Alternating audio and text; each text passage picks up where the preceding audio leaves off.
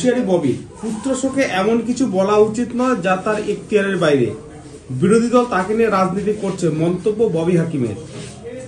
দেখুন, ববি হাকিম সাহেব তো নিজের মেয়ে হারাননি, উল্টে তিনি নিজের মেয়েকে বেসরকারি একটি মেডিকেল কলেজ থেকে পড়িয়ে, একটি বেসরকারি মেডিকেল কলেজে পড়াতে 1 কোটি টাকার মতো খরচ হয় বলে শুনেছি আমি, সেখান থেকে পড়িয়ে ডাক্তারও বানিয়েছেন। এবং তারপরে বিভিন্ন, এরপরে দেখবেন বড় বড় পদেও হয়তো আসীন হবে, হয়তো মেম্বার অফ পার্লামেন্ট, এমএলএ, এসব হবে, বাবার জায়গায় স্থলাভিষিক্ত হবে। তো স্বাভাবিকভাবে তার পক্ষে মা বাবার দুঃখ বোঝা সম্ভব নয়, এবং সেই জন্য তিনি এই ধরনের অত্যন্ত ইনসেনসিটিভ মন্তব্য করছেন। তবে ওনার বিগত কয়েকদিনে আমরা যে সমস্ত মন্তব্য দেখতে পাচ্ছি, সে আমাকে আক্রমণ করে হোক বা হিন্দুদের আক্রমণ করে হোক, তারপর ওর থেকে ভালো কিছু ওনার কাছ থেকে আমরা আশা করছি না এই মুহূর্তে।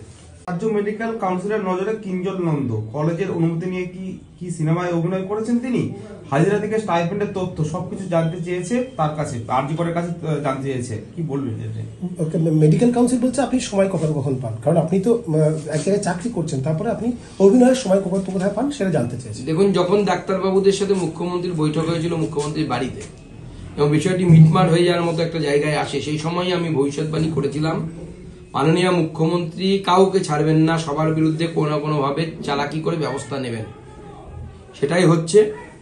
এবং আপনারা লক্ষ্য রাখুন, যারা এই আন্দোলনের নেতৃত্ব দিয়েছিল তাদের প্রত্যেকের প্রতি ভিন্ডিকটিভ আচরণ, অর্থাৎ প্রতিহিংসামূলক আচরণ মাননীয় মুখ্যমন্ত্রী করবেন। আরজি করে নির্যাতিতার পরিবার আবার অসন্তোষ প্রকাশ করছে, কারণ কালকে সিবিআই এক জায়গায় মন্তব্য করছে যে আপনাদের মেয়ে মারা গেছে, দায়িত্ব আপনাদের।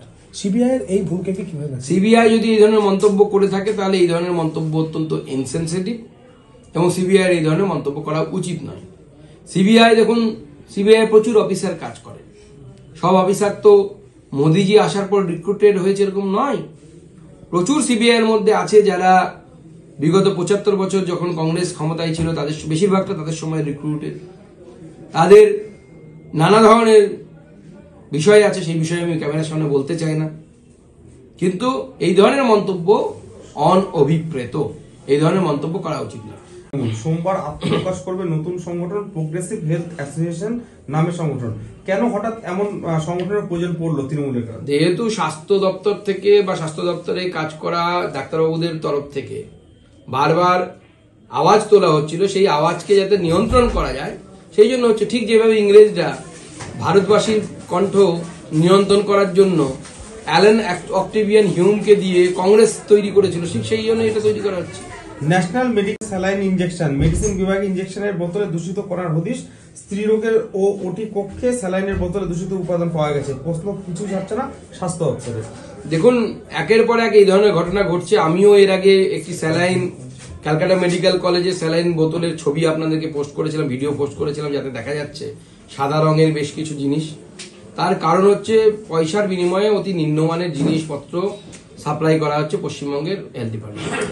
মৃত্যু 2 দিন পেরিয়ে গেল, এখন পর্যন্ত তার ময়নাতদন্ত হলো না। ময়নাতদন্তে কিসের ভয়? প্রশাসনিক জটিলতা নাকি অন্য কিছু? পরিবারের প্রশ্ন রয়েছে। ময়নাতদন্ত হলে পরে স্বাভাবিকভাবে প্রশ্ন উঠবে, কারণ এর আগে আমরা দেখেছি স্যালাইন লাগানোর জন্য মৃত্যু হয়েছে, কখনো দেখেছি অক্সিটোসিন ইনজেকশনের ফলে মৃত্যু হয়েছে।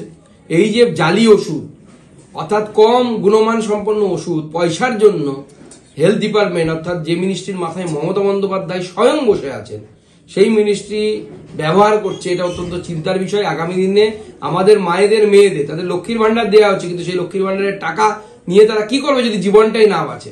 কত মহিলা, কত লক্ষ, কত কোটি মহিলা যে তারা আক্রান্ত, ভবিষ্যতে হয়তো বোঝা যাবে। ভবিষ্যতে হয়তো সেই মহিলাদের শারীরিক অনেক রকম ব্যাধি তৈরি হবে এই বিষাক্ত ওষুধ দেওয়ার ফলে হসপিটালে। ইঞ্জিনিয়ারদের কোনো গলদ নেই, ক্লিন চিট দিলেন ববি হাকিম। যাদের গাফিলতি পাওয়া গেছে তাদের শোকজ করা হয়েছে তিনি বলছেন। দেখুন, পয়সা পৌঁছলে আর উনি কাকে আর শোকজ করবেন আর কাকে কি করবেন? পয়সা পেলে সব চুপচাপ। একের পর এক জলাভূমি বন্ধ হয়ে যাচ্ছে। আমি তো সোশ্যাল মিডিয়াতে টুইটও করেছি এর আগে, ওনার বাড়ির কাছে একদম জলাভূমি ভরাট হয়ে ওখানে বাড়ি হচ্ছে। আপনি যান, আজকেও চলছে, কেউ বন্ধ করেনি, বন্ধ করবেন না, পয়সা পাচ্ছেন উনি। ফের পদ্মশ্রী পাওয়া নিয়ে কার্তিক মহারাজকে আক্রমণ ডেবরার হুমায়ুন কবিরের। কার্তিক মহারাজ পদ্মশ্রী পাওয়ার যোগ্য কিনা তা নিয়ে সন্দেহ প্রকাশ করেছেন হুমায়ুন কবির, যদিও ভারত সেবাশ্রম সংঘের প্রশংসায় ডেবরার বিধায়কের মুখে। দেখুন, ডেবরার বিধায়ক প্রাক্তন পুলিশ কর্তা, তিনি একজন অত্যন্ত সাম্প্রদায়িক মনোভাবের লোক বলে আমরা জানি, এবং তিনি কার্তিক মহারাজের পদ্ম পুরস্কার পাওয়াটা মেনে নেবেন না, পছন্দ করবেন না, এটা অত্যন্ত স্বাভাবিক বলে আমরা জানি, এবং সেই জন্য তার কাছ থেকে এর থেকে বেশি কিছু আশা করি না।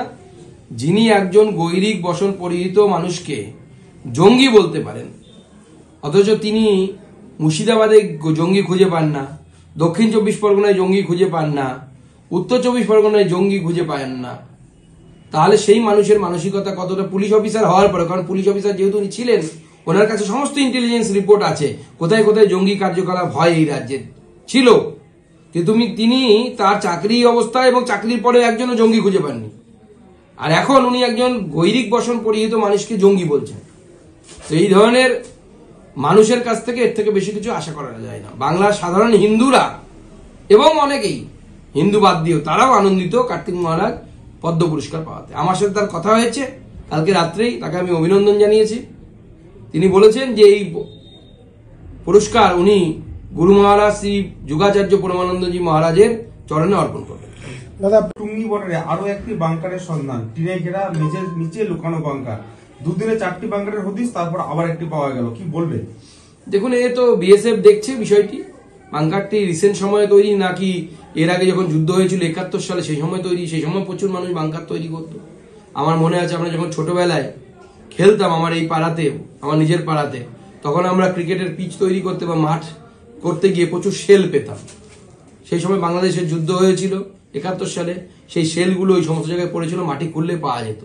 এরকম বিভিন্ন ঘটনা ঘটে। মাঝদিয়াতে যে বাংকারগুলো রয়েছে তাদের কিন্তু দেখা যাচ্ছে 12 ফিট, 15 ফিট, 12 ফিট, এই যে উচ্চতা, এই যে 3টে বাংকার, একটা ছিল নির্মীয়মান, অর্থাৎ এখন তৈরি করা হচ্ছিল, এবং বাংকারগুলো পেন্সিল ভর্তি। এটা মানে কিভাবে সম্ভব? তাহলে এটা পাচারের কাজে ব্যবহৃত হতো এই বাংকারগুলো, এই ধরনের মনে হচ্ছে পাচারের কাজে ব্যবহৃত হতো, এবং পাওয়া গেছে এতে পাচারের যে চক্র চলে সেই চক্রর অনেকটা হলেও কিছুটা হলেও নিয়ন্ত্রিত হবে বলে আমার মনে হয়।